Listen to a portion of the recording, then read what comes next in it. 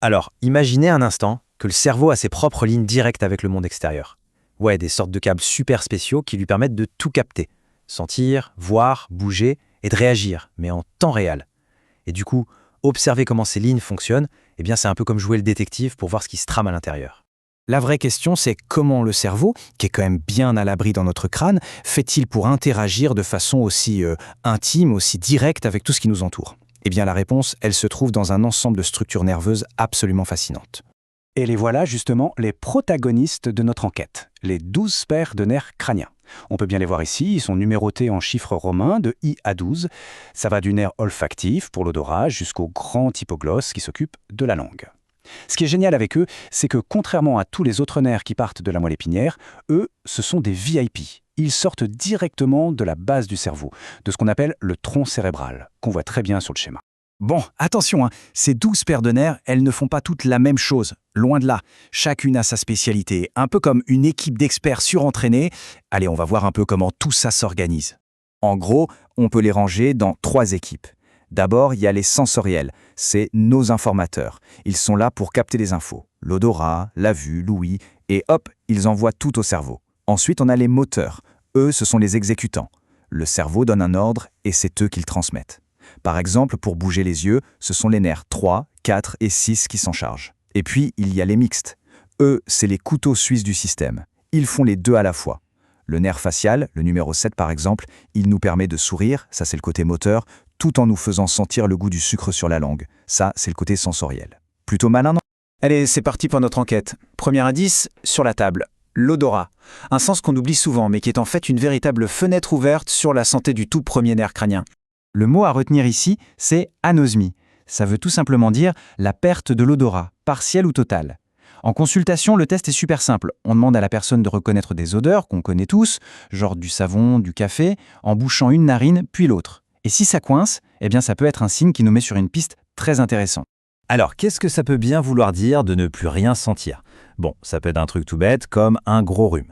Mais ça peut aussi être le signal de quelque chose de bien plus grave. Par exemple, une fracture à la base du crâne après un accident, ou même une tumeur qui vient appuyer sur le nerf olfactif.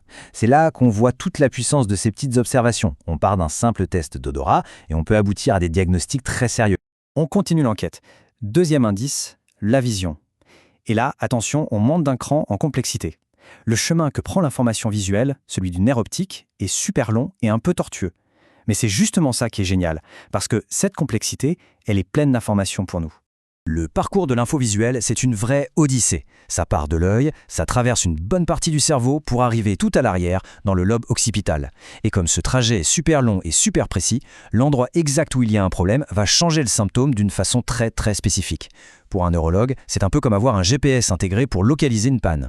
Et ça nous amène à un symptôme clé, l'hémianopsie.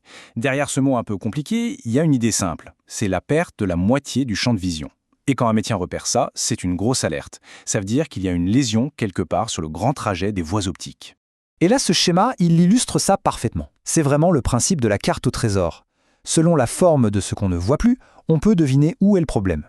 Regardez par exemple, si on perd la vision sur les côtés, dans les 2 yeux, comme sur un des dessins, ça pointe quasi à coup sûr vers un problème au niveau du chiasma optique. C'est un carrefour où les nerfs se croisent. Et souvent la cause, c'est une tumeur de l'hypophyse, une petite glande qui est juste en dessous. Si au contraire, c'est la même moitié, toute la droite ou toute la gauche, qui est perdue dans chaque œil, alors le problème est plus en arrière dans le cerveau.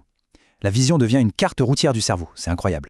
Alors là, on commence à voir comment ça marche. On prend un indice, comme la perte de l'odorat. On en prend un autre, comme une vision coupée en 2. Et en assemblant ces pièces du puzzle, un tableau clinique super précis commence à se dessiner. L'examen des nerfs crâniens, c'est vraiment l'art de déchiffrer des signes. Donc ce qu'il faut vraiment retenir, c'est que des gestes qui ont l'air tout simples, presque basiques, faire sentir du café, agiter un doigt pour tester le champ visuel, sont en réalité des outils de diagnostic neurologique d'une puissance phénoménale. Au fond, toute l'élégance de cette démarche, on pourrait la résumer comme ça.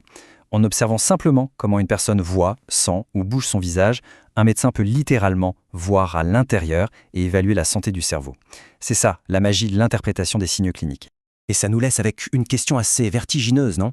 Si des tests aussi simples peuvent nous en dire autant, imaginez un peu, quelles autres merveilles, quels autres secrets d'ingénierie absolument dingues sont encore cachés tout au fond de notre système nerveux, juste là, attendant qu'on vienne les découvrir.